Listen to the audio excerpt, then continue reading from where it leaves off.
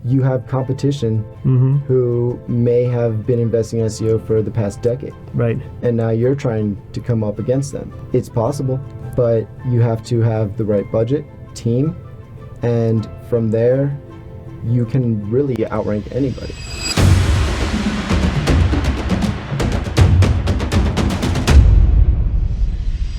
Welcome, friends. I'm Adrian Sinclair, and this is the Adrian Sinclair Show. And my guest today is Chris Kirksey, a founder and CEO of Direction.com, a company of SEO experts that grow brands online. And if you're a business interested in learning how to grow your business, especially nowadays with COVID impacting small businesses, medium businesses, all sizes of businesses being impacted, we're going to share some kung fu secrets today on the show. And my guest is going to demystify what is SEO, how can it help you grow your company and dominate the market that you're in. Thank you for being on the show, Chris. Really appreciate you coming over and explaining to us what in the world is SEO all about, marketing, and what can companies do in this day and age with the COVID and everything happening and craziness outside. Absolutely. And I want to start with saying thank you so much for having me here. I mean, you've got an awesome setup, awesome show. I'm so excited to be on it. So let's start off with talking about what SEO is. Some people know it. They know what the acronym is all about, right? It's search engine optimization. But what in the world is that, right? It's like just another acronym. People are, well, I know I may need it, but I really don't know what it is. And so you, as an expert in this field, tell the audience like what is SEO and why does it matter? Absolutely. SEO, in its most basic form, is enhancing a brand's website in order to provide the best user experience, ultimately to get found at the top of Google search results so that you can grow your business. And it's a lot about understanding the needs of your consumers and what people are searching for online, right, and how they're addressing those needs. And with SEO, you're really working throughout the website as well as off the website, building the brand's presence online. Right. Overall, this is social media and anywhere else a business can be listed. You want to be found, right? And knowing the answers to what your customers or consumers are asking, you're able to get a website to provide the best user experience and a trusted experience by consumers, whether they know you or not, and ultimately get them to buy from you. Clearly, like ranking high on Google and top search engines is super important, right? You can have an awesome product, but if people don't know you, they can't find you, and then it's very difficult to get sales, to get business going, right? And unfortunately, everything surrounds sales. So if nobody knows about you, even if you have a good product, transaction will not happen. But the typical way of getting to kind of propagate your name out there so people know about you, or just standard marketing techniques, right? Like we're going to do advertising, billboards, whatever, flyers online. You're going to do maybe run some video ads and whatnot. How does SEO differ from those marketing channels? SEO gets you in front of your target audience right when they need you. What does that mean? That means that if you are searching for a new computer, right? Well, you're going to go to Google and you're going to search. I need a new computer. Well, there you go, right? And if you need it today, say your laptop breaks and you need a computer, well, sometimes Amazon's same-day shipping isn't so same day, right? Or you're not in a city where that's possible. So what are you going to do? You're going to go to maybe Best Buy or somewhere else that has the computer that you're looking for. Right. And especially because you're in a rush, you're going to search whatever you search for in your computer, and you're going to look, and hopefully their information's accurate, right? Then you're going to go to the store and buy the computer. Ultimately, that company had invested into their online presence so that you could find them. And that's where the real importance. So the way I take it is advertising is going to try to convince you to buy stuff that you may or may not need, right? Like you pop in like, hey, you need this widget now, right? Versus SEO is, I need something. I already know that I want something, and then you're just like, where can I get it? And with that, with the ranking being high up on the Google search or other engines, that's what's going to get you that business, right? how difficult is it to get those rankings, high up? I wouldn't say the word difficult as much as I would say expertise in the team you're working with. Whether it's in-house or outsourced, it really all depends on the knowledge and experience that the team you're working with has. Right. Because you have competition who may have been investing in SEO for the past decade. Right. And now you're trying to come up against them. It's possible. But you have to have the right budget, the right team, and from there you can really outrank anybody. And we've outranked worldwide companies, such as Audi, Mercedes, BMW for their own cars in Google search results. We've outranked the IRS for over 100 terms that include the IRS. That is funny. That you type in something that's like, hey, IRS should be the go-to authority for that answer, and the search engine can be actually outrank it and get your business above that. Absolutely. If you're providing a better answer, right, that's Google's whole goal. They're saying, okay, how do we make money, right? Primarily ads. They have other things such as cloud hosting and Gmail, G Suite, but Google ads are their primary source of revenue. How do they get more people to click on more ads? Well, they continually provide the best answer to what someone's asking. Right. And they have to analyze tens of thousands of data sets across every website and say, okay, this looks like this is the best answer based on what we're seeing, how users interact with different web pages on the first page. Right. And basically, our job with SEO is to reverse engineer what the competition's doing and what the number one ranking, especially what they're doing to be up there. Right. And if we can take that and write better, more informational content and also get it promoted online, have other people mentioning it and talking about it, Google's going to say, oh, well, this is the better answer. Right. So it sounds like, from a business perspective, it's a no-brainer. Everybody needs SEO, right? How expensive is it? That's probably the first thing that especially small or medium-sized business owners will ask, right? How expensive is it to do that? I mean, who can afford this? Well, I would start with looking at the return on investment on SEO against other marketing channels.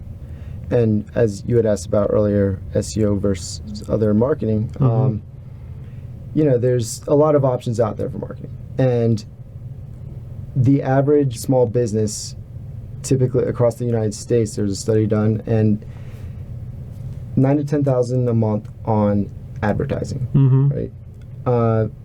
But by the way, 70 to 80% of internet users ignore ads.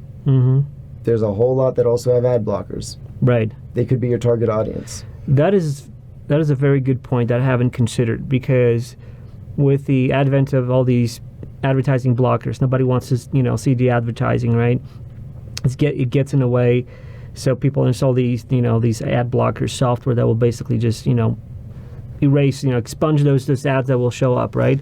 So that alone is going to, even if you would use that as a platform for marketing, advertising, videos, what have you, chances are that you're not going to have that kind of impact, because you're not going to reach that audience.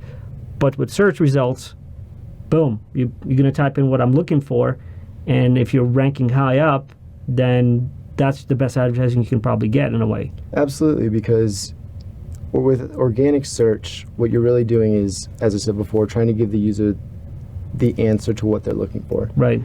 And if you were to ask me, hey Chris, what's the best pizza spot? And I tell you, Joe's Pizza, you're going to say, okay, cool. But what if I told you, oh, Joe's Pizza because they have, cheese pizza, meat pizza. Oh my God, it's mouth-watering. Right. It's so good. It's the best pizza you'll ever have. That's a better answer. Right. And when you're ranking your website and producing better content, more informative content around a product or a service, you're going to better educate the user so that they can know, they want to go to the expert. They don't want to hire, for example, if you need a new roof, they don't want to hire a roofer that just says, we do roofing in your city. Right? They want to see a page that describes maybe the different types of roof they install, maybe some studies on the or happy clients, testimonials right there. You want to know as much as you can about this business before calling them. Otherwise, you're going to click back, because if all your answers or all your questions aren't answered, you're going to go to the competition. Right.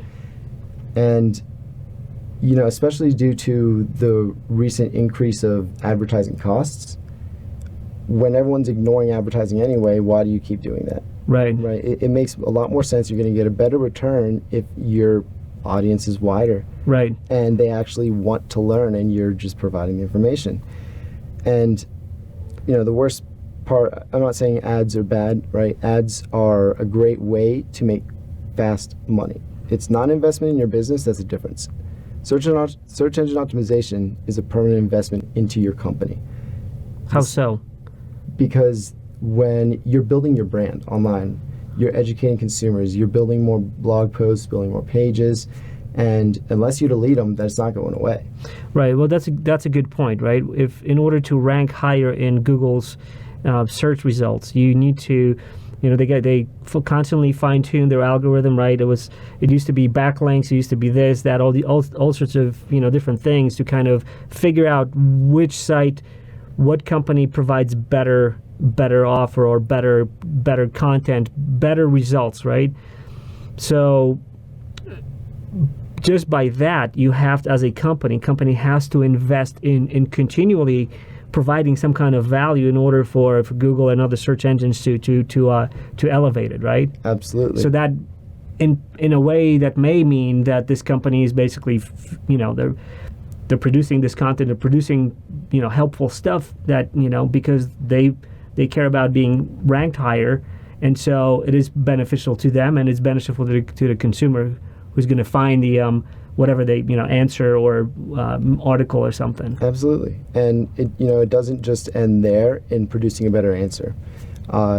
You just mentioned link building. That's still one of the most critical aspects of an SEO campaign. The way you need to look at backlinks is as friends. Okay, so the more friends that are talking about you, the more friends that are vouching for you, right? Well, the more trusted you are by other people, and it has to be relevant, right? This isn't, if you're going to ask 10 of your best friends where the best pizza spot is, and they all tell you the same thing, you're going to trust them, go to that pizza spot. But if you just met somebody on the street and they're, a new friend, you were talking to them 5-10 minutes, you ask them the best pizza spot, right? It doesn't matter what pizza spot they say, you're still going to trust your 10 best friends. Right.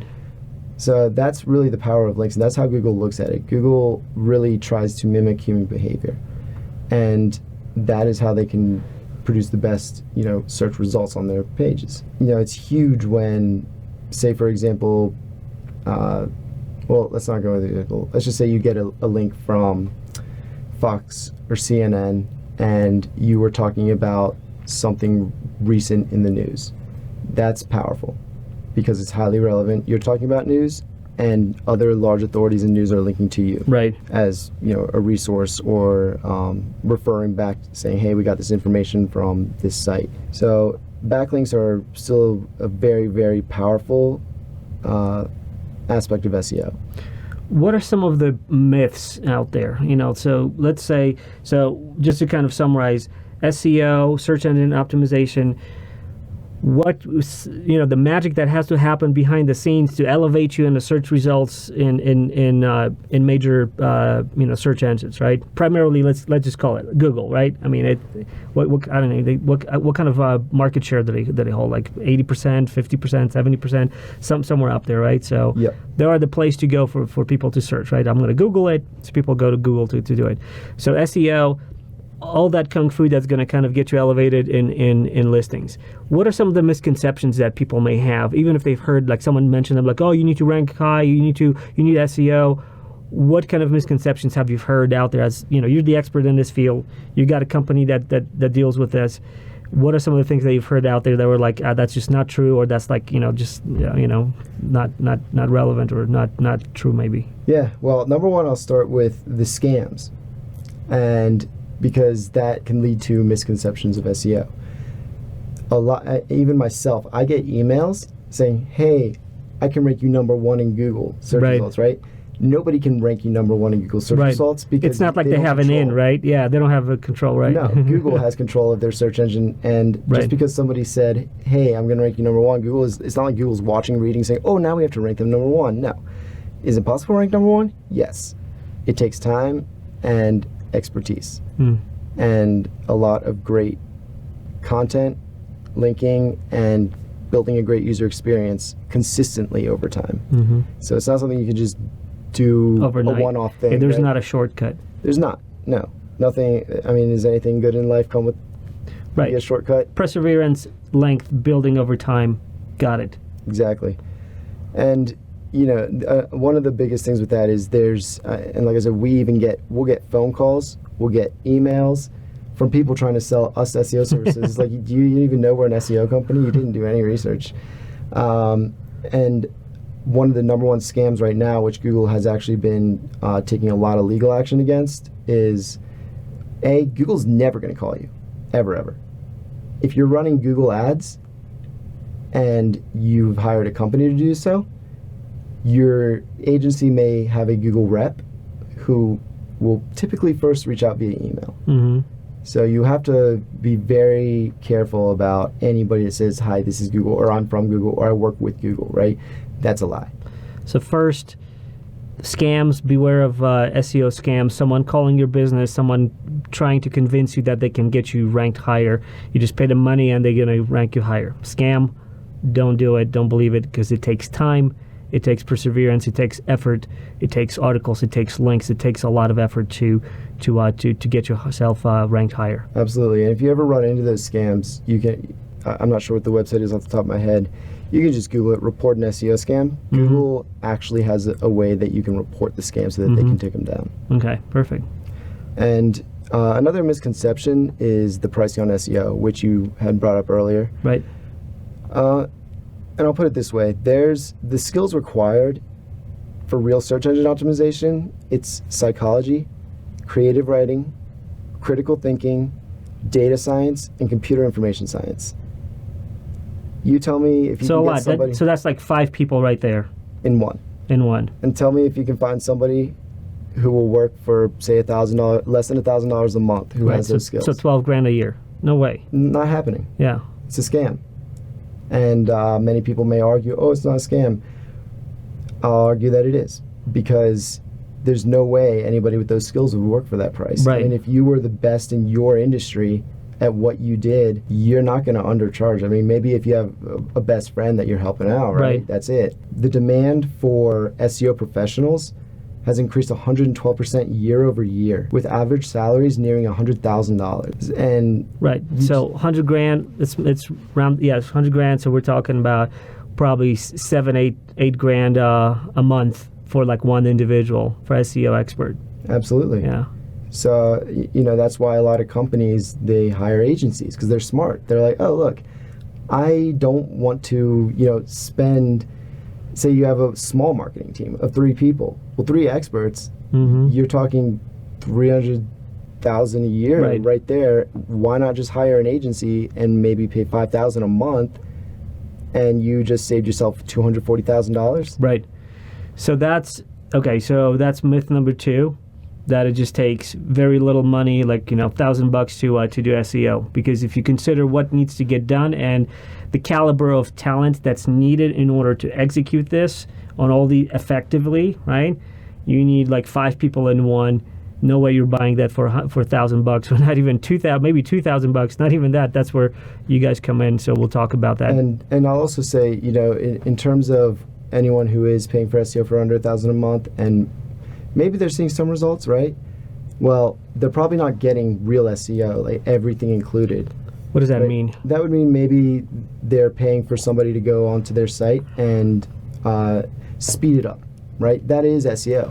It's one factor of SEO. Oh, There's interesting. 200 to 300 factors that go into ranking a website. And when people sell their services at a lower cost, they may actually be good at what they do, but because you're paying them very little, they're only performing 2 out of those 300 tasks. They're still doing SEO, yes. Is it a full SEO campaign? No. And I mean, and it's further than what I said in those 5 people, right? You also need excellent communication skills, right? Because at the end of the day, if you're a scientist and you're the best in your field, try pitching an investor. If you don't have those skills, right? If you just know science very well, the investor's not going to invest in that. You have to sell them on that, right? And you have to be able, as an SEO professional, to describe all the technical aspects behind everything in an easily digestible way. And SEO is constantly changing. Translating return on investment, being able to track it. So, like I said, $5,000 a month. You want to know how that money is working for you, and if it's making you money, right? Because it better be, right? Because if it's an investment, the hope is that it's going to bring higher return than your initial money that you put in. And let's talk about that for a second. SEO as an investment. We'll put it this way. According to NerdWallet, the stock market historically returns an average of 10% annually before inflation.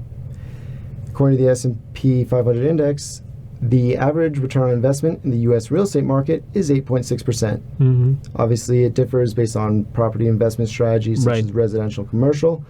And then on top of that, pay-per-click advertising, right? Search ads, display ads, all that stuff. The numbers start to jump. 40% to 200% return on investment. If you're talking social media, average return is 95% return on investment. And you can see immediately how digital has such drastically higher return on investment rates. You look at SEO, anywhere from 50 to 5,000%. Wow, that's a huge number. And that's, according to multiple sources. And it's just crazy because it's an investment, right? You think investment in time, yet people don't want to wait. They're saying, I have to pay, $5,000 a month and wait 3, 4, 5, 6 months till I see anything. Well, I mean, when was the last time you spent money on something and then all of a sudden had it pay off everything you ever paid for it and then more down the road? Right. And it's going to take time with almost any investment, right? Absolutely. Because the market has to respond to what you're offering, right? So let's say you're advertising and selling some kind of a new widget. By the time people will learn about it and and build up enough momentum to come into your store and buy and all of that, it's going to still take some time. And your campaign is limited in time too, right? If you advertise, typically you have a budget. You're going to be like, all right, this ad is going to be running for a week, 2 month, whatever the case may be, and then it's off. Versus SEO is working for you, constantly. If you're ranking up high, then obviously you have to nurture that, right? But it's in there. And think of it like this: Google has to trust your site because they want people to trust Google. And if you were to check a website daily for your news, right, and all of a sudden they stopped, you're not going to be going back. And that's the issue when people don't want to wait 6 months or 12 months to see drastic returns.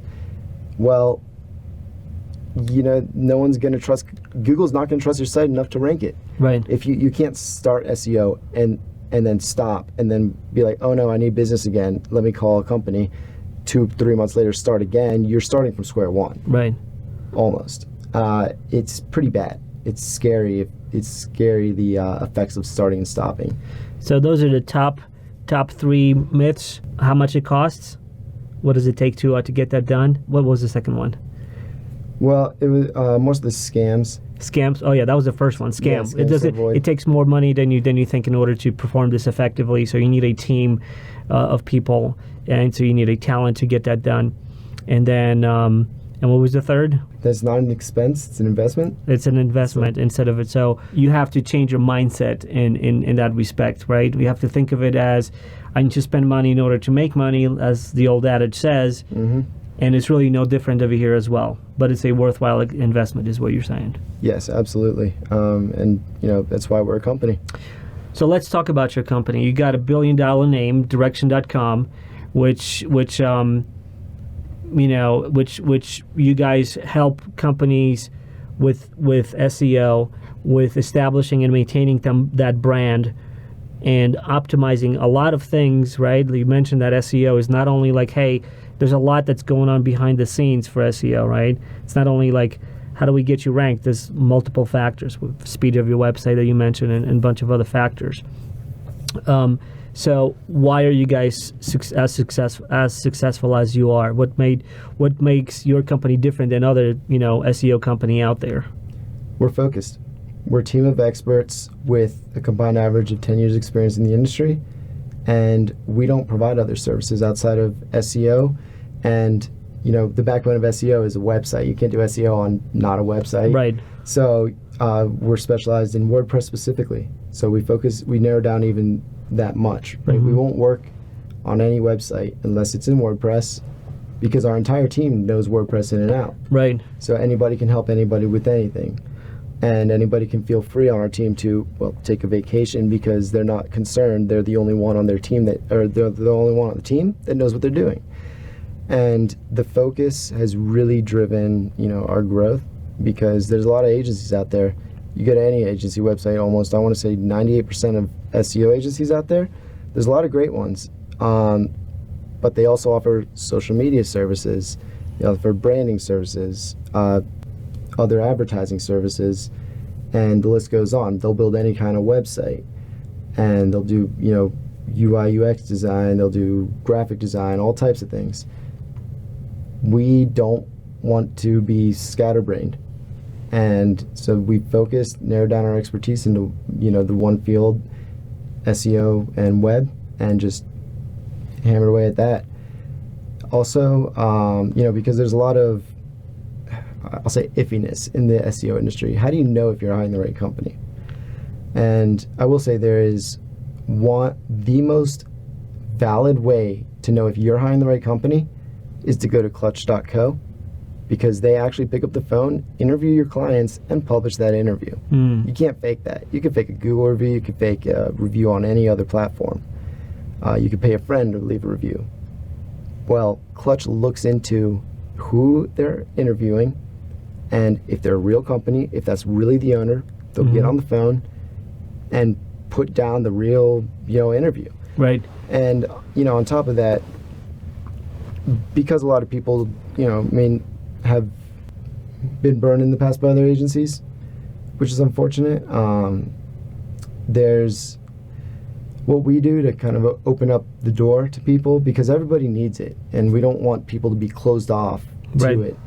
So we don't lock you in any commitments, right? We're month to month. If you don't like working with us, feel free to walk away, because we're that confident you'll enjoy working with us and you'll see the transparency and results. We don't have to lock you in. And the last thing I'll say is, because of that, we're dedicated to our clients, and our tagline is dominate your market, and that is one big differentiator between us and other agencies. You go to a specific firm maybe that just works with attorneys. Well, what if they're working for your competition? Who's going to rank higher? The people they like more, the people they've been working with longer, the people who pay the most. So when we start working with a client, no one else who would be considered a competitor of theirs can work with us. Well, how did you come up with that decision? Is it to show the loyalty to the customer? Is it to, because at the end of the day, it's really about building that relationship with the business, right? With businesses that are your clients. And that's a huge, in a way, risk, because you're excluding yourself from a lot of potential revenue, right? If you say like, hey, you're this type of lawyer, I'm not going to service any other lawyer in this town of this type, so that's, or this specialty maybe, that's a really huge risk. Is this something that you how did you come about, deciding to do that? I would say that, the first thought that comes to mind is just what you said. It's a risk. What I've learned over the years, that the most important piece of business, no matter what business you're in, is the people. And what we've learned is the massive growth from our own client referrals. So I do not believe that, locking out competition and saying no to people, that's loyalty to our clients, and they see that and they appreciate that, and they refer people to us, they refer business to us, and we invest very heavily in our own presence online. But hands down, the best leads we still get, they're from our own clients.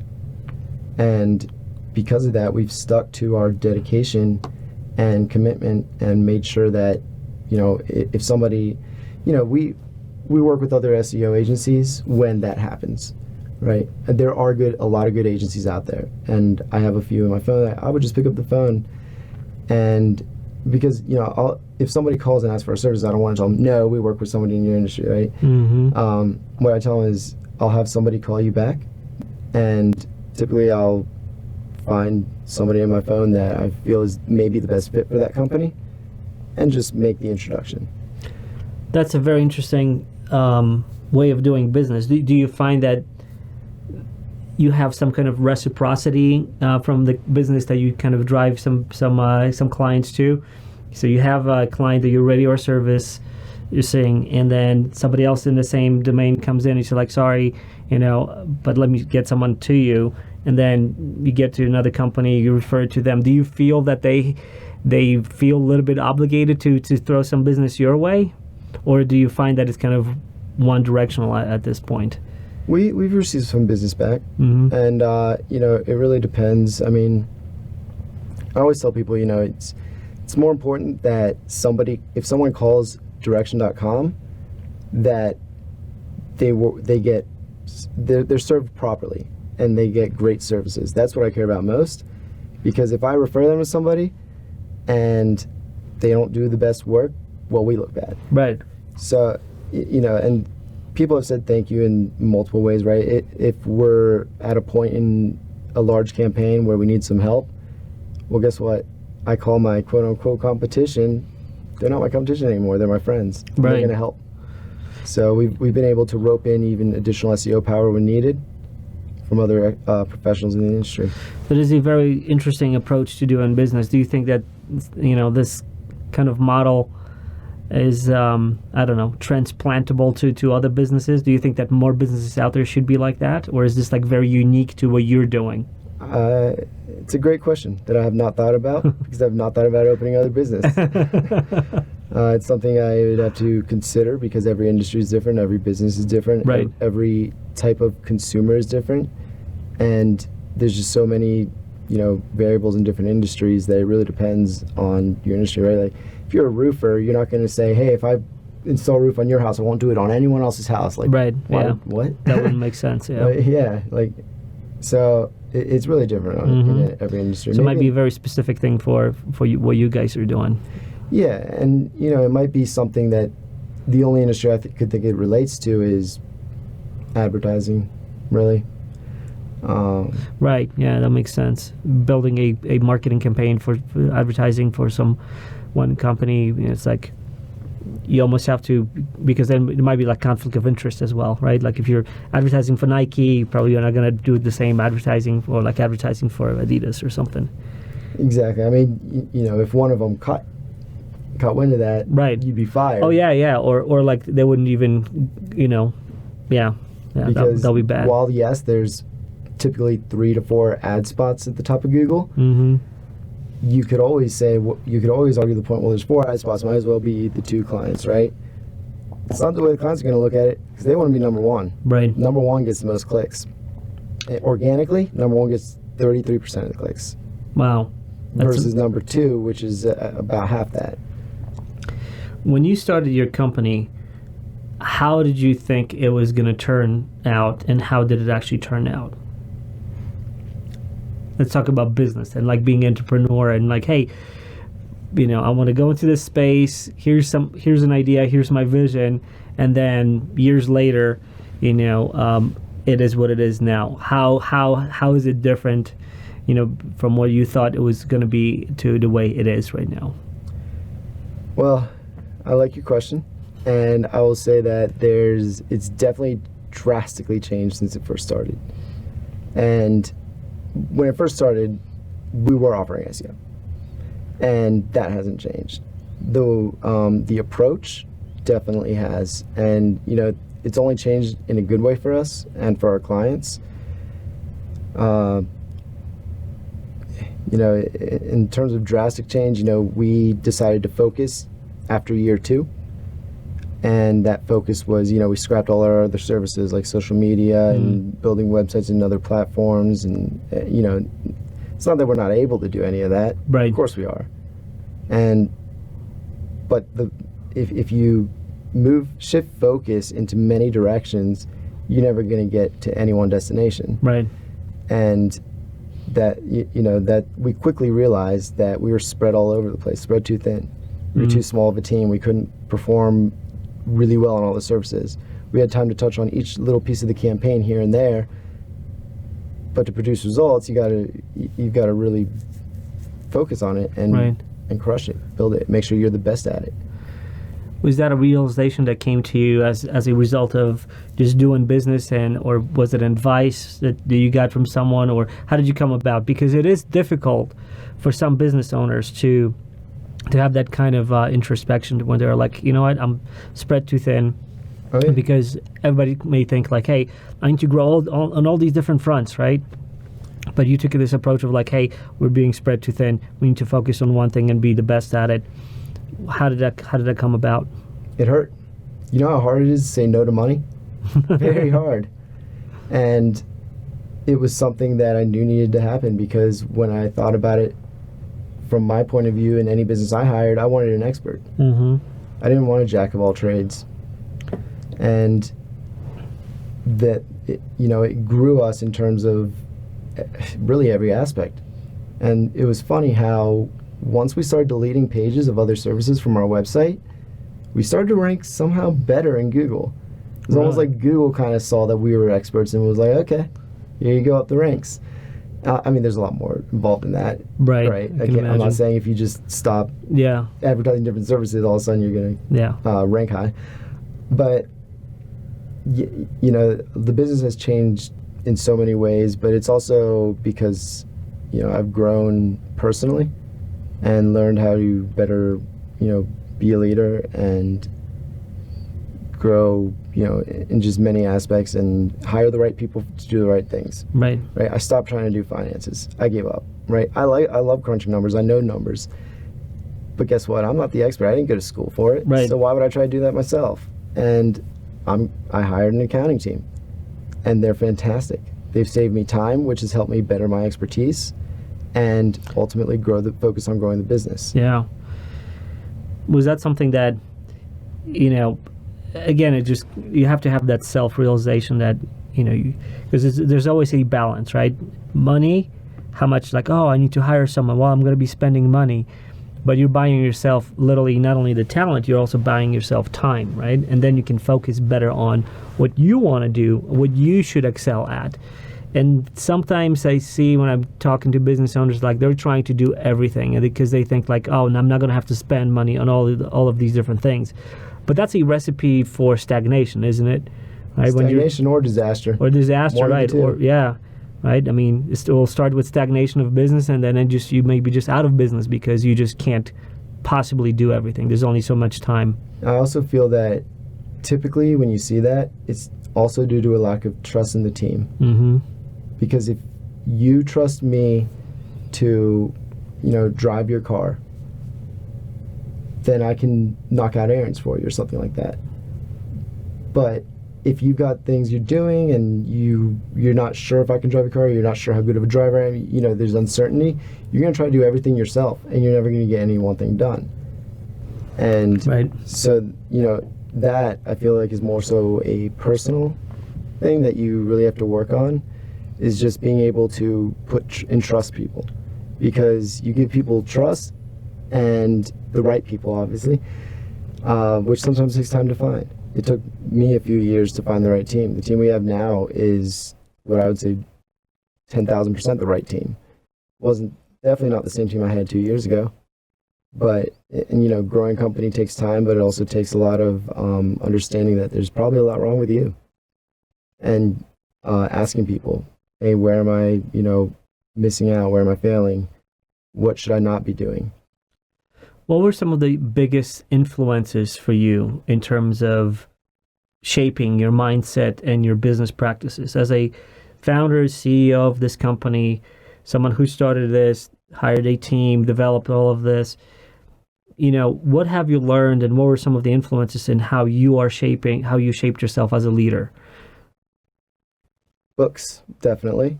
Once I realized that even though I wanted to start the business and make it $1 billion business, I was nowhere near that. And I was trying to figure out what is wrong. So I started reading books, listening to books. On top of that, surrounding myself with the right people. And as I was growing, I literally just tried to surround myself with nothing but successful businesses. And, eventually I was able to join Entrepreneurs Organization. And that was a game changer personally and in the business. Because now I had a lot of successful entrepreneurs around me who wanted to truly help, and they really did. And on top of all of that, right, I had to look back on my life to see what I was doing wrong, and throughout my life, why I may have been in that mindset. And what I realized also, because when I was in the Army, we went to a leadership school. It was WLC, Warrior Leaders course and stuff. When I got out, I thought I knew everything about being a leader. Right. But guess what? I got hit just like a fast train coming at me and pretty much said, you are so wrong. Right.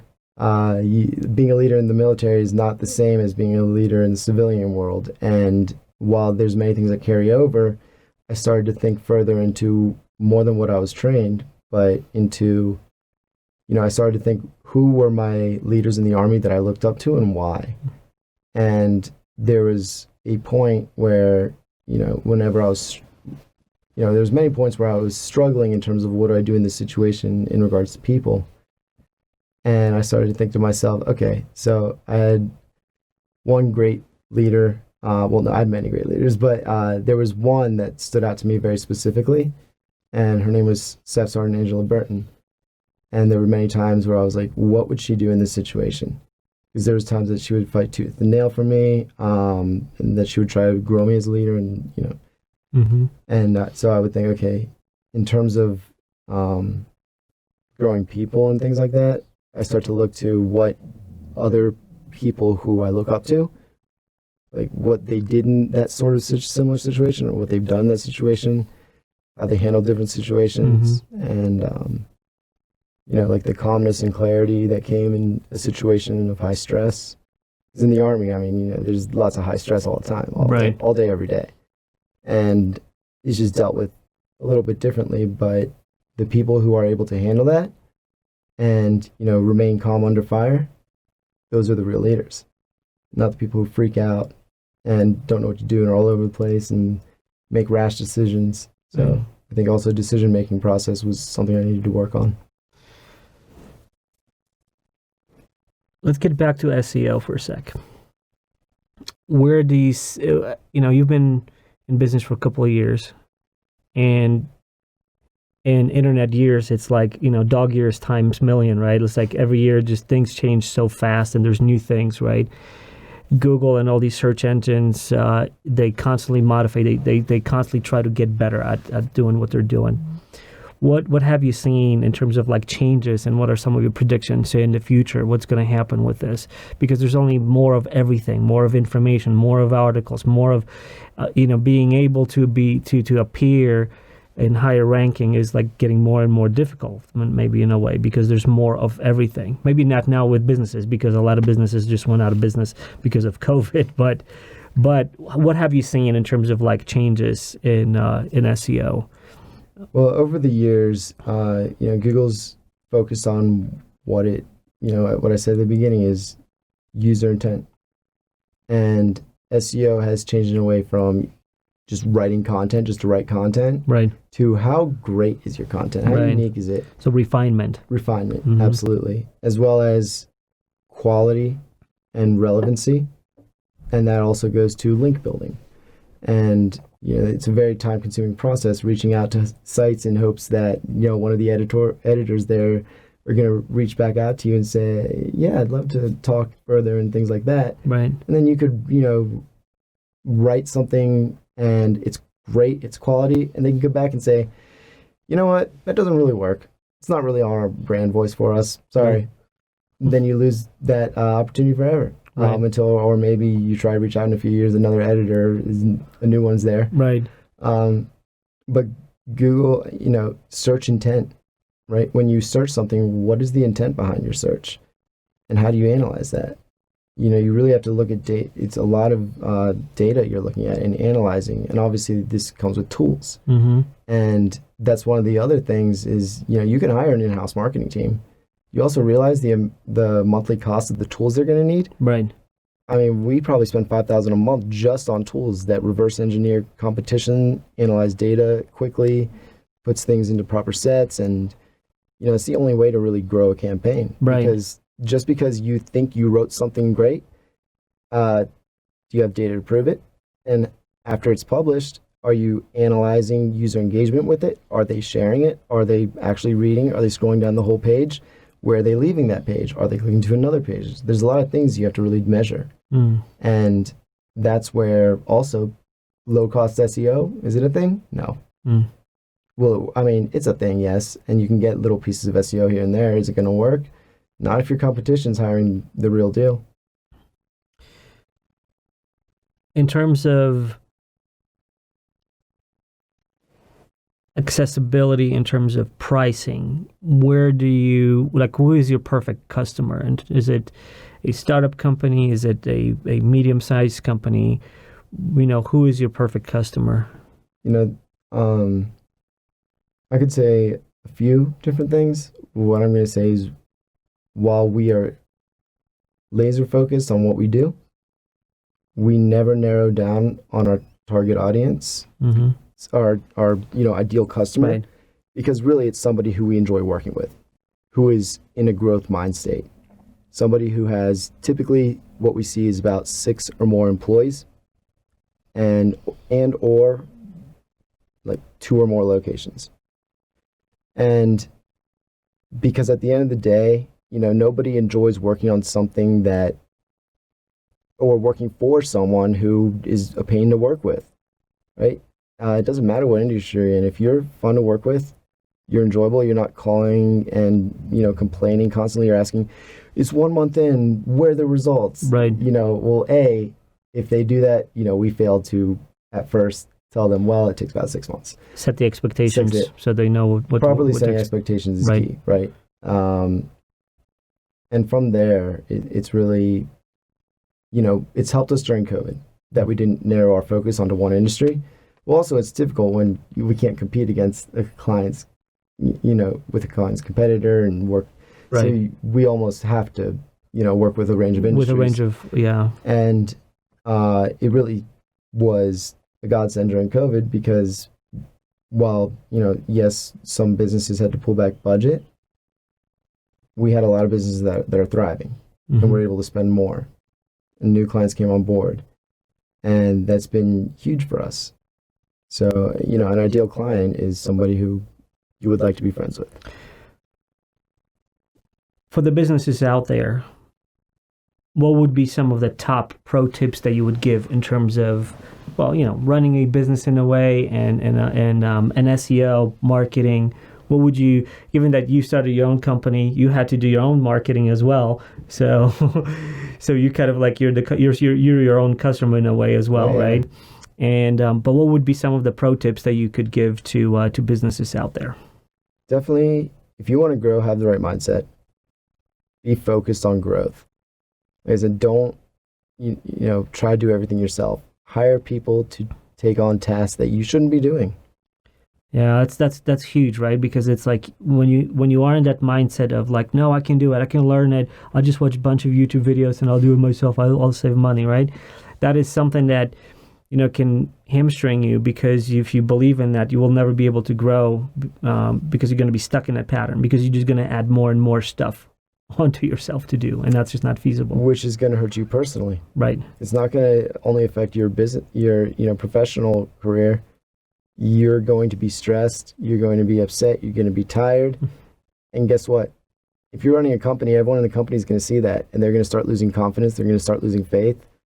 So it's self-sabotage to do that. Right. Do everything. So that's one. That's one. Mindset. Next is the right people. Not just internally, but externally. So, hiring the right people, not allowing somebody who shouldn't be in your company to be there for more than 2 seconds longer than they need to be. If somebody is in your company, and I don't care how good they are, if you learn to slowly hire and quickly fire, you'll eventually build the right team. And that is essential to growth. You can't do everything yourself. People are everything. And especially, if you're growing, well, you're going to need the right team to take care of new leads that are coming in and new clients. Because if you're spending money on marketing and advertising, and then that side doesn't fulfill, right? Yeah. Well, guess what? If we're your agency, you're eventually not going to be able to pay us, because even though we're performing, you can't perform on your end. Right. And so it's essential to make sure as you're growing, you also have strategized what is entailed internally and externally. And that's number 2. Build a team, hire slowly, fire quickly, just to make sure that you get the right people that are a good fit in your organization. Absolutely. People who fit your core values, which you need to have as a company, because that's everything, right? Ours actually is simple. Because I was going to say, what are your core values? So it's DIRECT, part of direction, right? I was like, well, I'm not going to add ION because there's just too many core values. So the D stands for domination, I is innovation, R is responsibility, E is efficiency, C is curiosity, and T is transparency. Those are basically how we operate and everything we do. I want to put a bookmark in T for transparency. Any other tips before we get to that? Be ready to spend money, because no matter what, the old saying is, it takes money to make money. It's so true. I mean, if we didn't spend money on our own marketing and advertising, we wouldn't be as big as we are today. It's a risk and it's scary. Right. But guess what? It makes sense. Why would you not spend money on the one thing that makes you money? So, would you consider, or would you recommend, is it a good idea for companies to actually even maybe take a loan to do marketing? 100% if and only if you have the right marketing team. Right, because you don't want to just burn it, and you want to hire the right team to give you results. And I've borrowed money to spend strictly on marketing and advertising, and what I learned from that was companies are more than willing, faster than ever, to send you money if that's your reasoning for marketing and advertising, because they know you have a better chance of getting your money back as a lender if that person is spending it in growth. Right. To get more business versus, it's great if you're borrowing money to hire people, right? I'm never against that, because people are not an expense, they're an investment as well. But if you're like, hey, I need to get another office building or expand in other ways, any justification you give for the loan you ask for, it usually is a little tougher to get versus if you're just asking for money to market and advertise yourself. Right. And so I 100% agree that it is the right thing to do to borrow money if you don't have it to spend on marketing and advertising, because there's no better way to market to your target audience by showing up when they want you. So the tangent to that was, you mentioned transparency, right? And how are you doing, you want to provide a service to a company and you want to be transparent about what they're getting. Obviously it takes time, and I think transparency is that one aspect that gives you more time, because they can see how you're working. They can see what you're offering and how what you're doing is actually producing or not producing results. So in that respect, that actually may make your customer be more understanding and waiting for the results, because it does take time. There's no magic pill out there that you can just ka-ching, SEO number 1, right? There's none of that. So how do you guys do how do you guys implement transparency, or how do you offer transparency in your company? It's in a few ways. Number 1 is reporting, because the first few months you're probably not going to see a return on your investment because it takes time. You're building, and also you're working with a new team who's now understanding and learning your business inside and out. Right. They're not going to understand it in the first month. If anyone can understand any business fully in the first month, I mean, they're geniuses. And yeah, sure, there's geniuses out there, but they probably are going to be a lot more than your budget. And yeah, because there's people that do charge more than us, right? And rightly so, because maybe they have the experience or the expertise, or they have a larger team who can execute more quickly.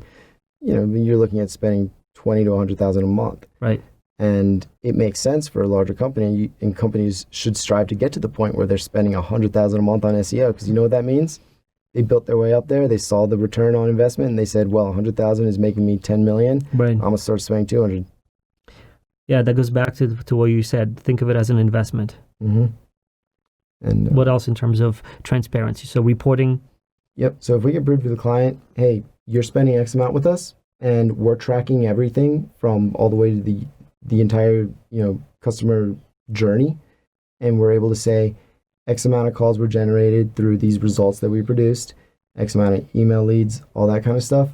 I mean, it's full transparency, and we're not trying to say, oh, this lead came from us, when really it was someone who came from your Facebook page, and we're not managing it. Right.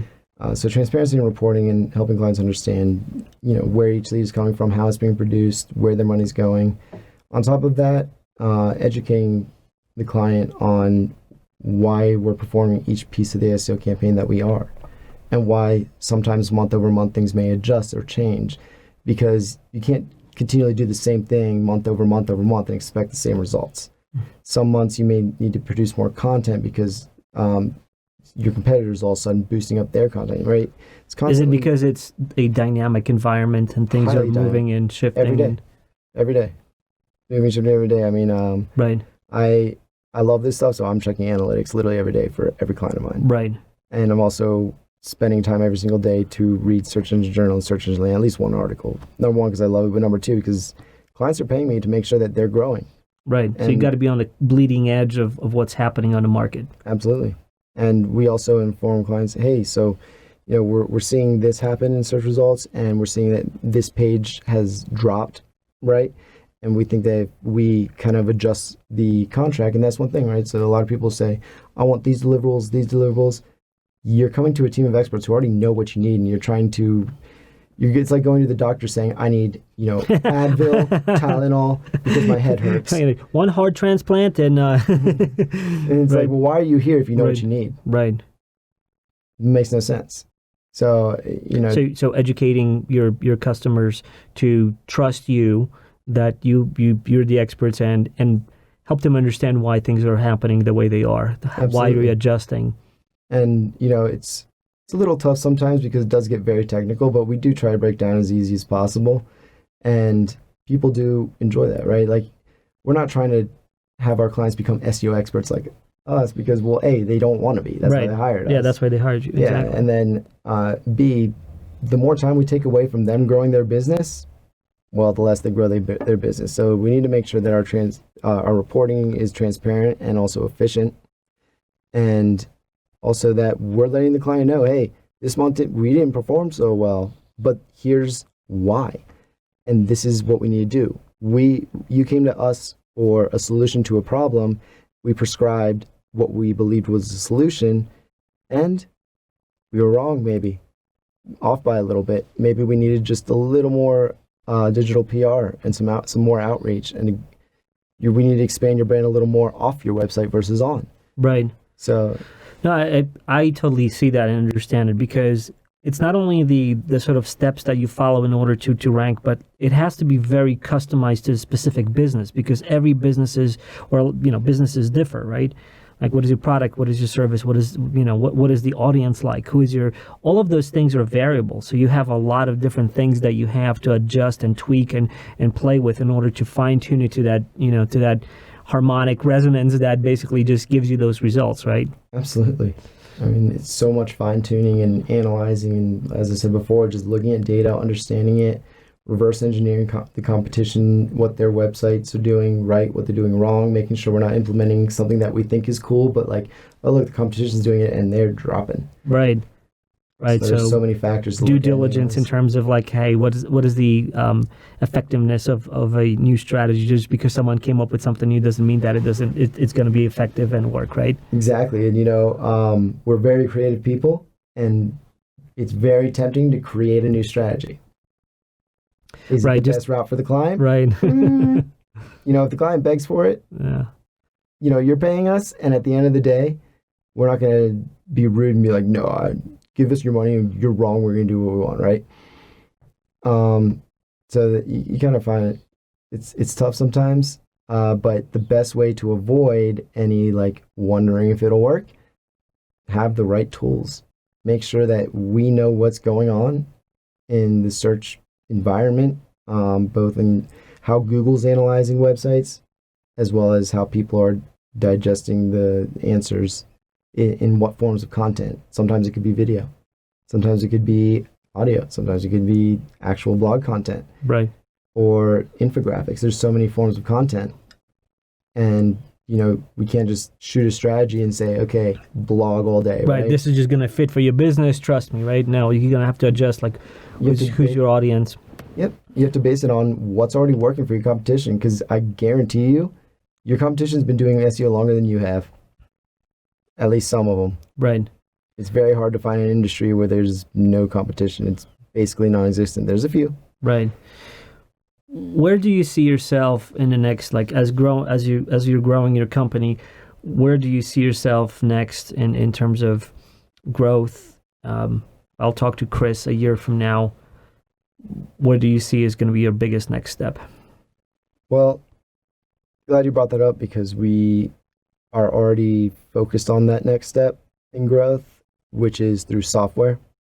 So we have a software, direction.com/local. It's local SEO software, but it's much more. It's, when COVID hit, we figured, okay, people are going to be taking revenue losses. We need to find something that can still help people at a much drastically lower cost. So Direction Local is what every business in the United States, if you have a location, you need it. And if you have a business and if you have a business, you need it, right? What is it? It's going to help. So it's a software that's, the highest price package. It ranges from $20 to $35 a month, right? And it helps you get found in the map section of Google. So geographically, if you have a brick and mortar company, that's where it can help you? Yep. It's all about Tell me how. Consistency and relevancy. So when you're searching for something online, the way Google will show you what is the best, business near you, there's 3 options in the map results on their search page. Obviously, you can click more and look at all the maps. To get in those top 3, Google wants to make sure that they're sending you to the right company with the right information and that it's updated. Well, our software takes all your information everywhere online and syncs it into one dashboard for you to manage.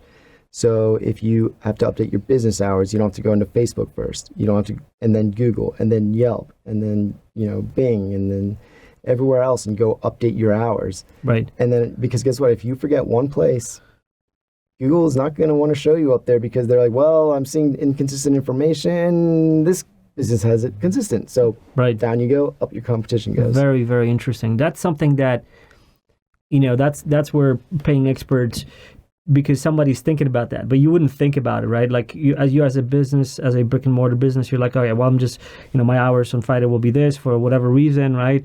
Or we need to close down.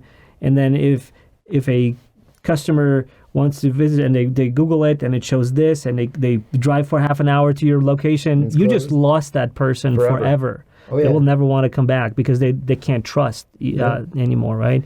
And how often does anybody pick up a phone and calls if someone is still up and out? They'll just Google it and they'll trust Google. Oh, I've done that, unfortunately. I drove to a store and Google said it was open. Right. They weren't open. I let them know. I wasn't very mean about it. I left them a 4-star review and told them, hey, it'd be nice if you update your Google hours. Right. It wasn't that far. Here's how you can do it. Yeah. But besides that, it also is huge on growing your brand, because this software alerts you anytime someone leaves a review on Google, Yelp, Facebook, and you can go immediately respond right there through your dashboard. So you're not worried about, I wonder if anyone's talking about my business online or whatever, but it also updates your questions and answers. And guess what? That's going to do? Also save you time. You just go into the dashboard and throw in a bunch of questions that you get asked and then put the answer in there. And you guys are selling this for $35 a month? Yep. That is, Just like we were talking about initially with business and running business. When you hire someone, it buys you time. It buys you expertise. It buys you everything that, you're buying over there, but also frees you with the time and that you can do something else. Using this service and freeing up that time and having that assurance that it's going to be spread out across all these different platforms is going to save you an enormous amount of time. I mean, how much do you think someone can charge an hour? Is it $50 an hour, $35 an hour, $100 an hour, $1,000 an hour, right? So this sounds like it would pay for itself. Yeah, I mean, it syncs you with typically anywhere from 60 to 100 places online. Right. And guess what? If you don't exist in those places, it automatically lists you there so that it expands your brand presence, saves you time, nice, makes it easy to manage, and on top of all that, it helps you manage your reputation online, which is huge. So software development. It sounds like you guys reacted to the market. You came up with a new tool that you saw was needed and was generating revenue for you, but also is providing very valuable service to businesses at a very affordable price. Do you see that trend continuing? Are you guys, give me a little secret over here. Are you guys working on like some other tools in the future? Like if I'm going to talk to you in a year, you're going to surprise me with like, hey, and we've developed this tool and this tool. What's coming up for you guys? If I don't say that, please slap me next year. I'll put it this way. You've heard it here first. In 2016, $65 billion was spent on SEO. It's a lot of money. That is a lot of money. It's grown by 23%. In 2020, it's expected to hit $80 billion. Wow. So if you look Big pie.